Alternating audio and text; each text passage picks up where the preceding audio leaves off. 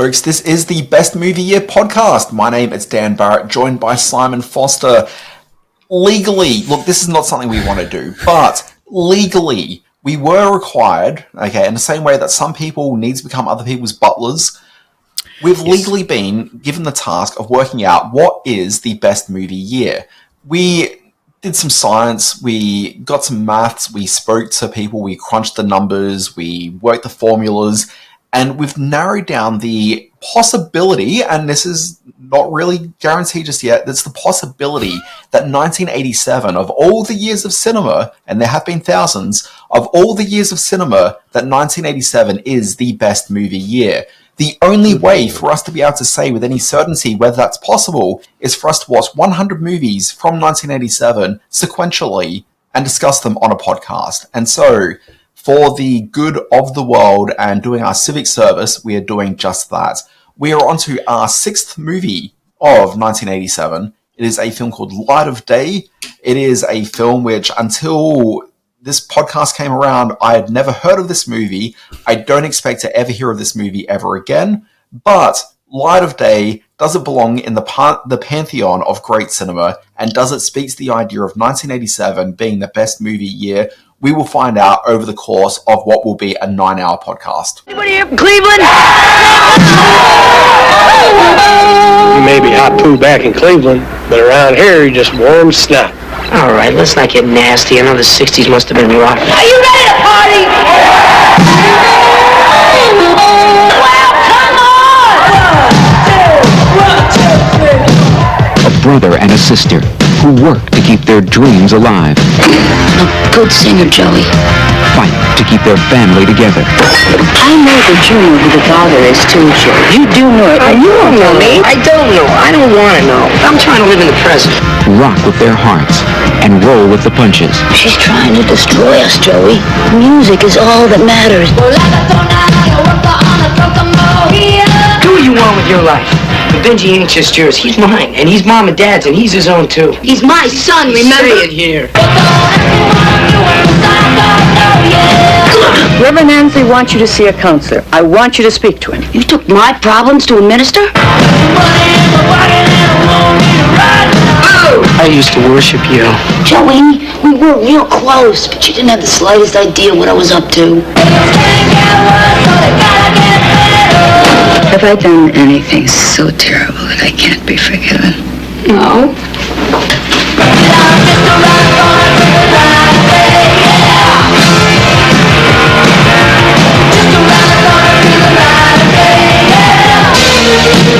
Michael J. Fox, Jenna Rollins, Joan Jett in a Paul Schrader film, Light of Day. Anybody want to rock and roll?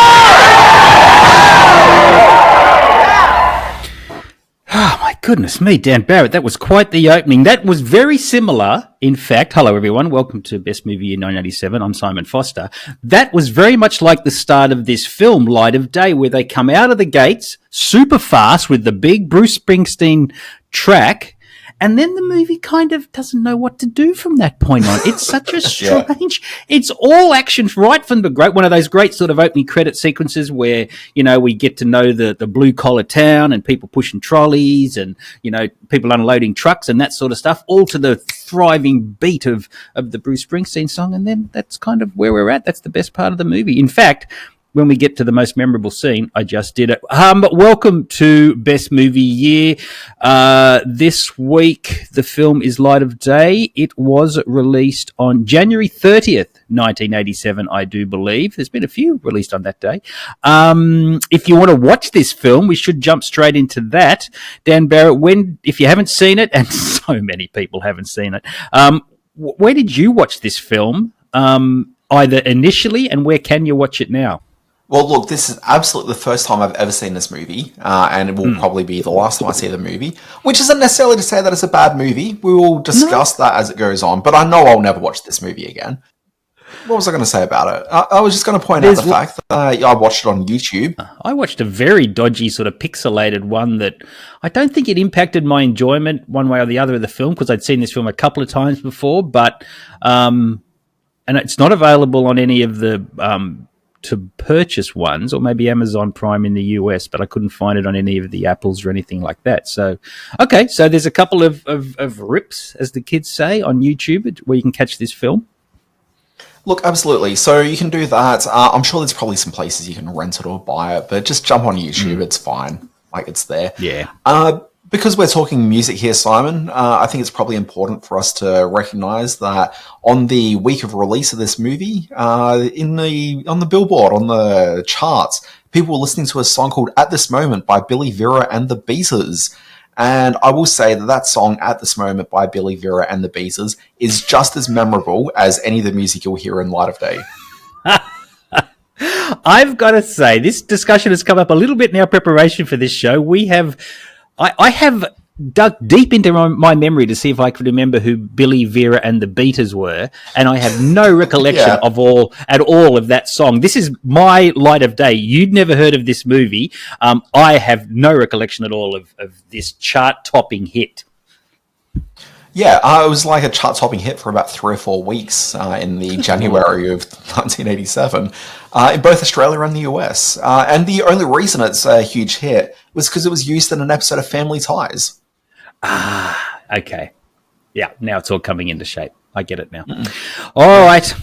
Do we push that any further? Well, I mean, coincidentally enough, starring Michael J. Fox, star of this very movie. The connection. That's why we're there now. Okay, Light of Day with Michael J. Fox. Let me run through the plot very quickly of Light of Day. This concerns the emotional tug of war within a family in the Midwest, the Rasnicks. The daughter, Patty, played by rock star Joan Jett. She's an unwed mother, a rebel who's in constant conflict with her deeply religious mum, the late and great Gina Rowlands. The dad, played by Jason Miller, who you may remember from The Exorcist, he's a particularly weak kind of presence in the house. He's kind of been pushed down by her passion for the wife's passion for religion. So it's up to Patty's younger brother, Joe, played by Michael J. Fox, to try to keep this extended family unit together. And there's a lot of squabbling, there's a lot of dinner table scenes, there's a lot of rock and roll, all of which doesn't quite gel into a coherent film, but which has moments in and of itself that kind of work. So my prior experience with the film, this was only ever a home video title for me. If you haven't subscribed to the mail out, to the email blast that we put out every week with our new episode, I'm going to include a picture in there of me sitting in front of a display I did in a video store here in Sydney. When this was released on video, I used to work for Roadshow Home Video. I was a merchandiser. I would travel around to video stores around Sydney and put up displays for this. And at Video Easy Carlingford here in Sydney's northwest, I did one of the biggest displays ever, and you can see that if you're checking out our subscriber newsletter that's going out via email every week. I never saw it at the cinemas. I'm pretty sure it blasted through cinemas pretty quickly and was only ever, and they had much higher hopes for it on home video, but I don't think it ever did. Despite my really very good merchandising skills, it didn't do much business on home video either. Yeah. Also, you can get that newsletter at bestmovieyear.com.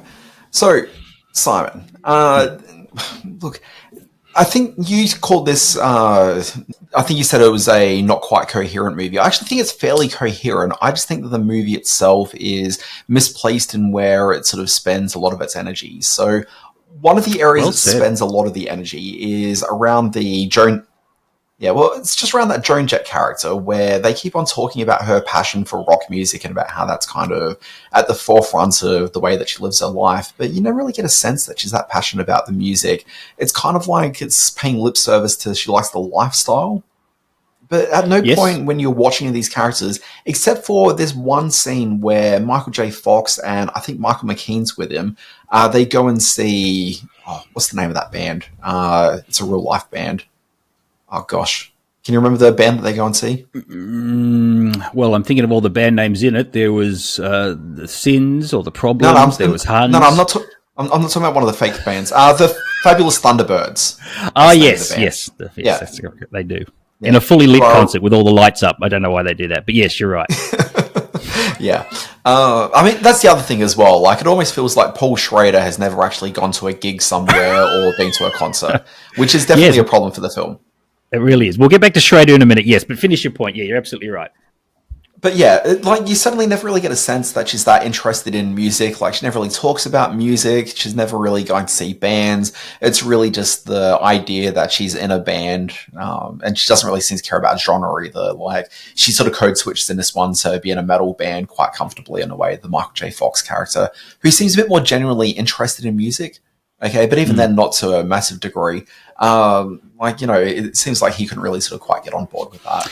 Yeah, you know, it's interesting. The Joan Jett character for me was someone who had the talent and had the you know, the guitar skills and the killer voice, as we know Joan Jett does, but she saw rock and roll life as kind of a way of getting out of her family duties. And although she kept saying over and over again, I love my son, I want to be a mother to my son, at any opportunity, she dropped any responsibility to the kid and would head off and do her rock and roll lifestyle things, which I think made her a very tough character to sympathize with, or made it a bit more challenging to try to comprehend what her real life situation was, or her mindset. So, and I think that's a real problem at the heart of this movie. The casting of Joan Jett was a really big deal back in the day to give her first starring role opposite, you know, one of the biggest actors of the time. And I don't know if it's a good idea. I don't know if it really worked out for her or the film. Well, look, I think it's probably important to consider that she appeared in this movie in 1987, and then her next appearance in a movie or TV show where she played anyone other than herself was, and let me just keep on scrolling to 1992 for an episode of Highlander. Oh my goodness. Yes. I don't doubt that. Paul Schrader has been 5 years. Yeah, that's a long time between drinks for the lead actress in a big deal movie. Schrader, and we should point out that Schrader's a big name in Hollywood at this point in his career. In '87, he had written Taxi Driver, Raging Bull, American Gigolo. He was one of the great sort of hard-edged writers of the time. He wrote the first draft for Steven Spielberg's Close Encounters of the Third Kind. I was very fortunate to have interviewed Paul Schrader, sat down with him in a large room, just me and him, when I was for the Rotterdam Film Festival. And I'll put that photo up. He was happy to see me, I can tell. He was releasing his film First Reformed with Ethan Hawke over there, and I'd literally just gotten off the plane, was told that Mr. Schrader's ready for you, hadn't seen First Reform and apologised profusely for that. But he was okay with it. And he liked the fact that I obviously knew a bit about something about movies in general and his movies particularly. So this one was a strange choice for him, I thought. He certainly knows the working class angle. He did the great Richard Pryor film Blue Collar. So he those scenes of working life and factory life, they come across authentically, but the teenage and the music stuff, I didn't really cotton on with what he was trying to do or trying to say there. There was no sort of truthful core to any of that sort of stuff. Yeah, I guess sort of the idea of this being a gigging band as well. When you're watching the film, so this is filmed, and I think set as well, predominantly around Chicago. Like, I don't know that much about the Chicago music scene, but I'm sure the Chicago music scene is a lot more vibrant than what we're seeing here. What we're seeing here feels a lot more sort of maybe Midwestern or like upper Northwest, where it's just, there's a lot of sort of pub rock taking place and not really a whole lot in terms of... Wasn't it Cleveland? I thought it was mostly Cleveland because it had the Cleveland rock song in there. Or was that where they travelled to? I can't remember now. But maybe they travelled to Cleveland. But yeah, they do play the song Cleveland Rocks. Yep. In there. But it was predominantly sort of shot around Chicago. But you'd kind of think that, you know, there'd be like actual like going into venues, and there is one sequence where Michael blues J. scene of Chicago. That's the whole sort of blues. Well, yeah, but if they're not a blues act though, they're probably not going to be heading into those spaces. Yeah, so like it's understandable they're not really connecting with that. Okay, yeah. And I mean the whole idea of sort of youth rock, particularly sort of, you know, in this period of the, you know, mid 80s, that's certainly on its way out. Like you've gone through that sort of glam period. But the idea of, you know, rock in theory with a young band is this kind of rejection of the established music of the moment. So it makes sense that this young band isn't going into established blues like R&B places. Like that's all fine, but there's only one sequence where you really see them going into like a proper venue, which is where Joan Jett's character is playing with what's like the 5th version of the metal band that she joined. Huns. The Huns. But like, there's a good sequence where you see Michael J. Fox walking in there, and he just asks the lady at the bar like where he can sort of get backstage. Okay, and so he's kind of going through the venue there, which whatever. But like, at least it kind of felt like it was in a venue then. Okay, whereas the rest when he walks into a Huns concert. See. He walks into a Huns concert wearing his white T-shirt and black blazer. He looks perfect outfit for a Huns concert. He just fitted right in there. So, I think that was kind of the point of it, though. Like, he wasn't there to see the concert. In fact, I don't think he was there for the concert. He came after they'd come off stage. To see her backstage doing blow with the band. Yeah. But no. So, look, something I'd like to talk about in this, as we discuss it, is... actually, just going back to that idea of them sort of... It didn't feel authentic to being a Chicago band, but maybe I've been to Chicago, so maybe my perception was a little bit off. No, I believe you say. I mean, it feels right to my mind. But some of the sort of musical acts that they're in, like, again, feels kind of a bit more Midwestern. Like, there's just the 4 or 5 bands of the moment who are all sort of touring around. They kind of know who everyone is. I think that's kind of fun. They set up like a good sort of world around the way those bands all interact with one another. And that kind of feels fairly sort of authentic. It just doesn't really quite nail, like, the experience just doesn't really ever feel quite real.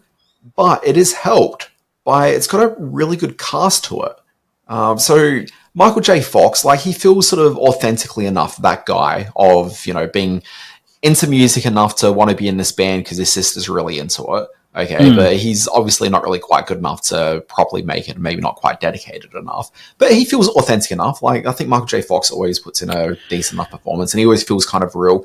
Joan Jett feels real. She's a terrible actor, as is evident from watching some of her movie. Some of her line readings were awful. There was no. She was given some big lines of dialogue to pull off, and it was of that very strained. I'm going to put all the emotion in my voice, and there were some ones where I just went, "Oh my God, Joan, don't be doing this."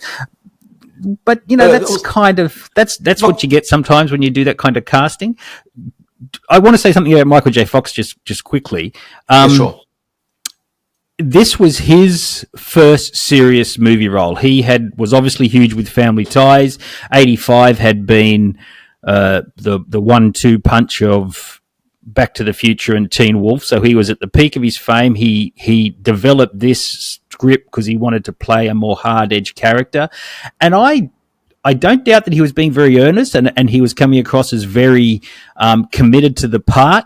Having said that, I still think it was a miscasting opportunity, maybe opposite her, and asking him to carry the dramatics as well as kind of carrying her performance as well was a little bit too much. And it was also a film in which he had to do some pretty awful things. We're going to get to this point a little bit later on, but everybody in this film is a miserable person. The fact that there's one point where he slaps her across the face, the domestic abuse, which is completely cottoned over by the storyline, doesn't even return to it. We'll get to just how awful everyone is a bit later, but I think it was an uphill battle for Michael J. Fox to try to come out of this looking as good as he hoped he would. Yeah, look, I certainly get all of that. I do think that you're probably right, though. I think if you cast someone else opposite him, it does a lot of heavy lifting for the movie and sort of smooths over some of the fact that he's just a very likable screen presence where maybe that's not what this movie needs. Especially since it's a character that works with his hands. And I don't know how you feel about Michael J. Fox, but he's never really felt like a guy that's ever lifted something in his life. It's true. Old working class Michael J. Fox. Yeah, no, that didn't really cut it. And his hair, we're going to get to the hair. We did promise at the start of this podcast series not to focus in on things that were just of the 80s, like clothes and that sort of stuff. But boy, the hair in this movie, it takes up so much of the screen. Look, I think any movie that's about music, like, it's always got to be about the hair. Like, that's fine, particularly in the 80s. It's pretty good hair. Yeah. Oh, it's fine hair. Don't get me wrong. I had kind of hair like that back in the day. I'm all for hair. Don't get me wrong. But yeah, there's a lot of it in this. How it stayed in place. The product budget, hair product budget. Anyway, I digress. I just wanted to flag a couple of the other people in this movie. So I mentioned Michael McKean's in this. I think McKean is pretty fantastic as a guy who is less committed to anyone else about making less committed than anyone else about the success of this band. But he's a guy that really likes being able to go out there once every couple of weeks and play in front of a crowd. So, like, you see that he takes up like a covers act later on, and it just sort of seems like he's more than happy to, you know, he's not necessarily serious about his own music as much as he just kind of likes music and wants to be out there. Back on stage after 3 years after Spinal Tap too. So he you know, this was this was good casting. No, but he kind of feels right in this, and he got some other actors in there. So Gina Rowlands does some, you know, decent enough work in what is ostensibly a TV movie with some pretty good talent. Oh, like, I was waiting for you to say that. And you're absolutely right. Yeah, you're absolutely right. Well, no. Well, this speaks to and what we've talked about in our other podcast, Screen Watching, how these movies used to be made and did get cinema releases, and this was the sort of drama. This was where we'd watch this sort of drama, especially when you're talking about stars like, you know, of the day, Michael J. Fox, and in terms of her music popularity, Joan Jett. This had a lot of potential going into it because these things would work on the big screen when they worked.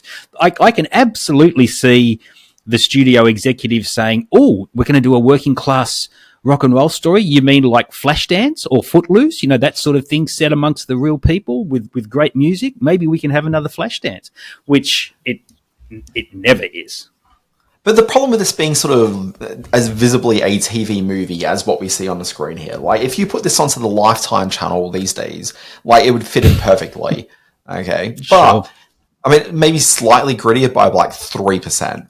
Okay. But there's just so much like decent talent involved in this movie that it should be more elevated than it is. So, I mean, we've talked about Michael J. Fox. Like, I think he's fine, but, you know, slightly miscast. McKean, I think, is quite good. You've got your Gina Rowlands, you've got your Cherry Jones, and, like, they're perfectly fine. You can sort of code switch them between a TV movie and something which is a bit more reputable either way. But then you've got people in there like Jason Miller from The Exorcist, where, admittedly, Jason Miller, I've only ever seen him in, like, other movies that have been called The Exorcist.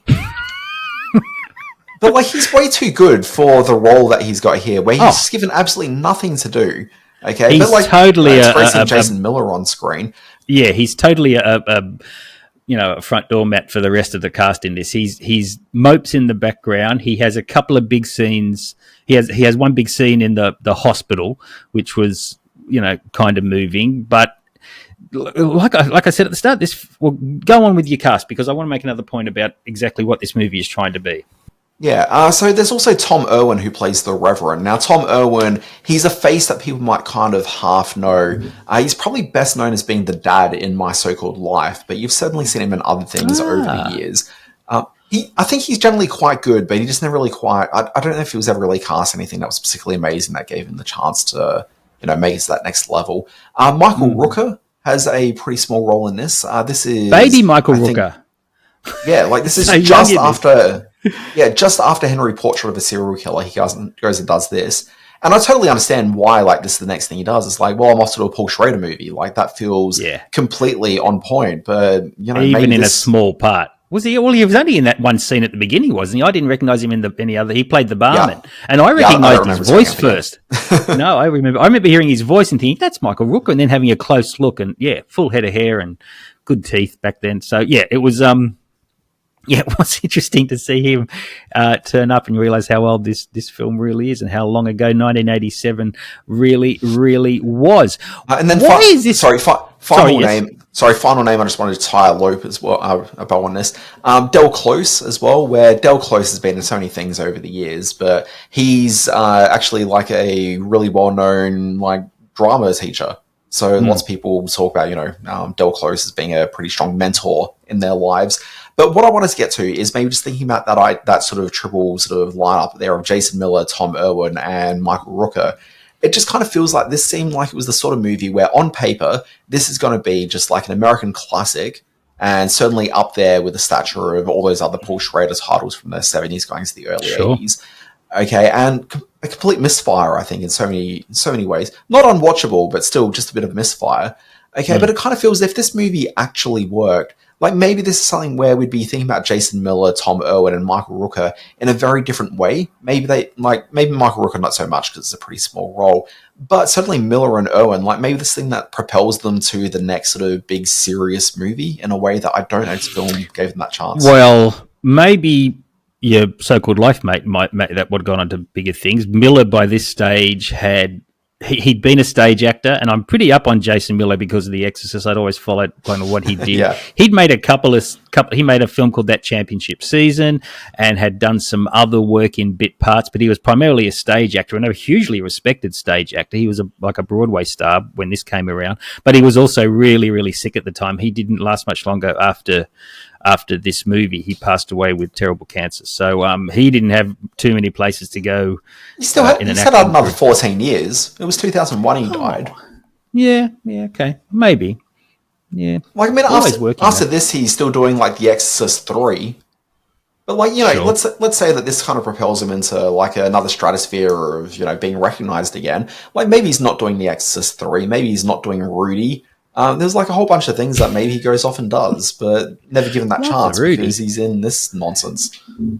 Yeah. I guess the other big name we have to mention is the boss himself, Bruce Springsteen. Now, he wrote the aforementioned title song, which brought the movie to its crescendo about 3 minutes into the film and never quite recovered from.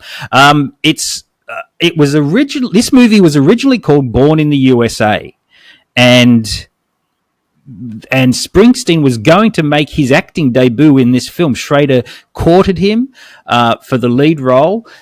Springsteen and ahed, wrote the Born in the USA album and then used that title for the hit song and for the album, of course.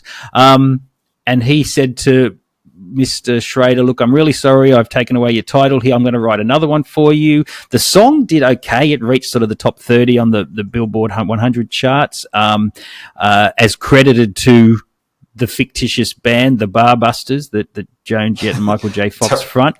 Terrible name. It's a terrible one of the many bad choices made in this film. So yeah, Springsteen had his sort of working class paws all over this, and I'm thankful for his contribution. It's a pretty terrific song, but with a song like that, they would have been a hit band. That would have got them gigs. So I don't know why that all fell apart. There was a few incongruities that I Sorry. What? Go on. My immediate reaction is to say that, do you really think it would have been a hit song? Like, it's pretty terrible. But then also, number one in the charts at the time is At This Moment by Billy Vera and the Beaters. So maybe you're completely Bingo. right. I'm completely right with all due respect to Billy Vera. All they needed was for their songs to be played on an 80s sitcom starring Michael J. Fox, and they would have been at number one for at least 4 or 5 weeks. They went with the wrong Michael J. Fox project, that's for sure. How can this town be in such dire economic states when they're getting the Royal Wedding merch contract? They're printing off those trays in the factory. I mean, that's a good get at that point in time. If you're printing off steel trays with Charles and Diana written on it, and then further down the track, they've still got Andrew and Fergie's wedding trays, wedding merchandise. So that's just a shame that they didn't share some of those dollars back into the community. As we move forward, this film immediately made me go, what? When we get to a family situation where Michael J. Fox is sitting on a couch reading Penthouse with the kid that he's looking after. Very strange choice of reading material for a family setting. I don't remember. I mean, what? But the whole idea is supposed to be that it's like some sort of, you know, skeevy, like early 20s brother and sister living in this house. Like, I totally buy that. I just don't buy Michael J. Fox sitting on the couch reading Penthouse. And that's kind of where it falls apart. But that's the problem with this entire movie, where Michael J. Fox is asked to do things which are not really quite in the way that we sort of view him generally. Yeah. And just because he doesn't present like skeevy enough. Okay. That's very true. I mean, yeah. There's things that he's asked to do in this movie that he does remarkably well, but it's moments like that that just kind of sink his casting entirely. This film, for me, what I love to do is I very quickly pick up on moments when there's a whole lot of exposition delivered off screen. And that happened in the car when they're sitting there and they're about to rip off the $600 worth of tools from that family's house. it cuts away and suddenly Michael McKean drops a whole lot of exposition off camera. I get the feeling that there were pretty significant post-production problems with this. And that kind of comes across in some of the jagged editing. And the fact that they never quite meld the fact that, well, is it a band drama? Is it a family tragedy? Is it a bit of a custody story? It has all these moments which wouldn't feel out of place in a full story about those moments themselves, but which are then sort of shoehorned into rock and roll. See, and that's the other problem with casting a pop star. You've got to give her fans what they want. So somehow you've got to get songs into the movie, even if it's at the expense of cohesive narrative. There's the song that they put on while they're waiting for her to turn up, and the whole payoff is that she lifts her shirt up and shows a spanner. So that whole song was just so she could let them know that she'd ripped off the house successfully by herself. So these are some of the issues that the film never overcomes. Yeah, look, fair. Hey, there is a name that we haven't mentioned in this yet that we probably just need to drop into the conversation.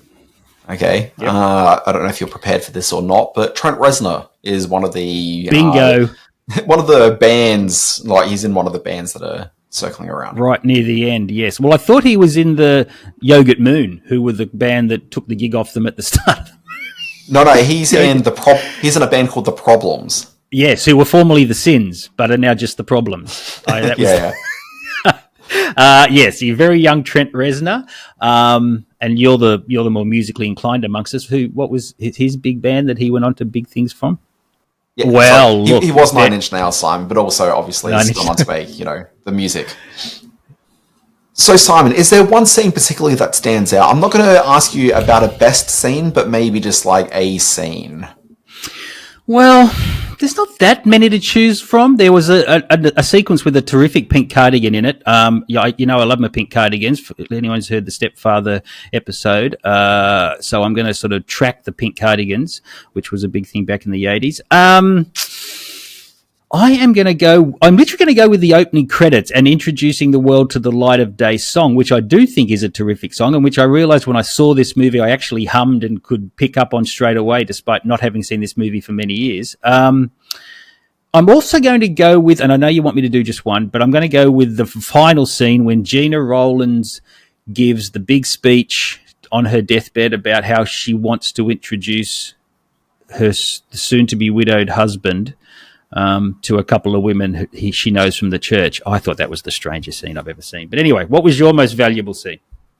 It was a scene where Gina Rowlands' character was trying to get the daughter to get the father into a relationship.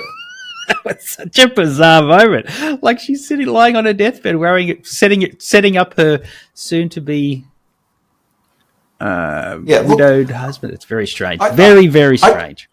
I didn't find it to be strange as much as I actually thought that was a fairly authentic idea, where she knew that once she died, like the husband, it'd be one of those stories where you hear that, one of the partners died and then like 2 months later, the other one's died. Yeah. I think she's trying to prevent sort of, her husband dying of loneliness. Yeah. So, that to me felt fairly authentic. What I actually was really taken with that scene is that she had already picked out two very specific women, and you could hear from the way she was talking about it how much thought she's put into how it would benefit her husband, how it would benefit their lives, and how easily that actually sort of fit together. I just thought it was incredibly human and interesting, and not the sort of thing you usually see in a weepy like that. And on top of that, it's such a great idea to put a hospital right that close to the train tracks as well. When that train went past, it's going to be very hard for the patients to get any kind of rest with the train tracks running right by the hospital. But that's just me picking up on little moments. This movie did far less than Back to the Future, let's say, at the box office. It peaked at $10.5 million in the US, which in 2024 dollars is just under $30 million. So it was kind of a non-event for all involved. Michael J. Fox, he was really trying to put behind him the sitcom guy lightness that he'd been famous for. He'd done a couple of he's had his big hits up at this point, and with the same year he did this, he did Secret of My Success, which I think we're looking at later in the podcast series. But he did Bright Lights, Big City. He did Casualties of War, all films where he was trying to sort of turn to the darker side of Michael J. Fox and become a dramatic actor, none of which stuck with the audience. So following Casualties of War, he sort of just fell back into the rom-com scene. So recommend to watch. Now, is this a film that you need to say to people, hey, if you're a Michael J. Fox fan, if you have fond memories of Joan Jett, if you've been diving into the Gina Rowland films since her passing a few months back, do people need to see Light of Day to make all that work? I can't think of any aspect of this movie which would make it a recommendation on any possible level. Yep, I'm kind of the same. And in terms of, does it help your argument or our argument that 1987 was the best movie year ever? No, it doesn't. Look, no. I mean, no. Again, I don't think this is necessarily a bad movie. I just think that it's just kind of nothing. Like, there's not a single sequence in it. Like, the only reason I saw it through to the end was literally because I knew we'd be talking about it on this podcast. That's going to happen a lot over the next 93 weeks, so you better get used to it. Oh, well, you know what? I don't think it actually does happen like that much more. I think there's a couple of weeks where there's a few films like this. But I think that if you want to be serious thinking about movies in their totality, it's really important to think about movies like this in the context of what we're doing here as we think about 87 as a film and as a, establishing a film culture. Because, next week we're going to talk about Mannequin, which is obviously not a good movie. I haven't seen it in some time. Maybe it's an amazing film. Okay, I love Mannequin for all the wrong reasons. Yes.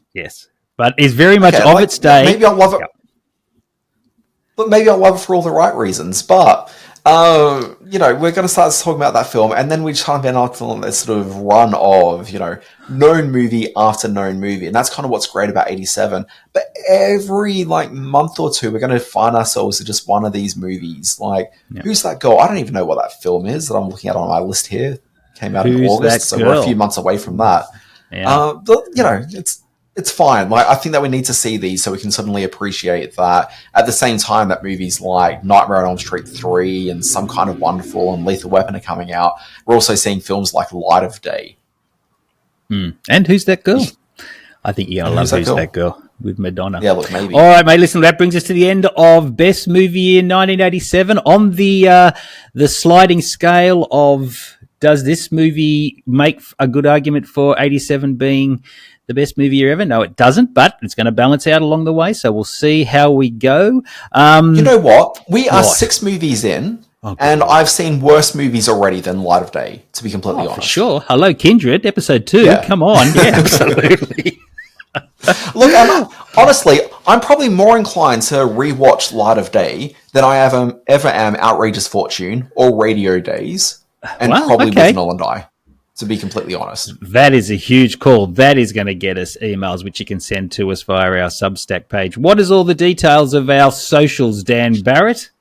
Look, important thing, if you're not already signed up, hit up bestmovieyear.com, join the mailing list, and you'll get a link to, it'll be an email that comes out every week when we've got a new podcast, and in that you'll find a link to all of our socials, as well as guides as to movies that are coming up. You'll find the trailers embedded in that. You'll find just movie trivia, photos of Simon draped across standees from 1987's VHS glory days. Oh, God, I remember the standee. I used to have cars. My car would be full of standees back in the sales repping days. The paper cut you would get from a good standee, that horrible cardboard, was sign of a hard day's work. But I digress. Always fun, Dan Barrett. See you next week to talk about Mannequin, the lovely Kim Cattrall, the wonderful Andrew McCarthy, and that terrific song which you just can't hear enough of.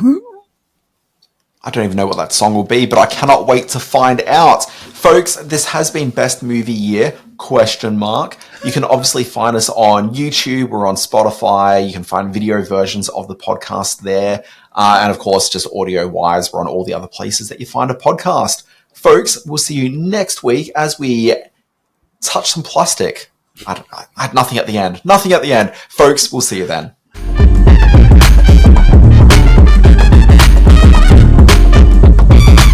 Bye.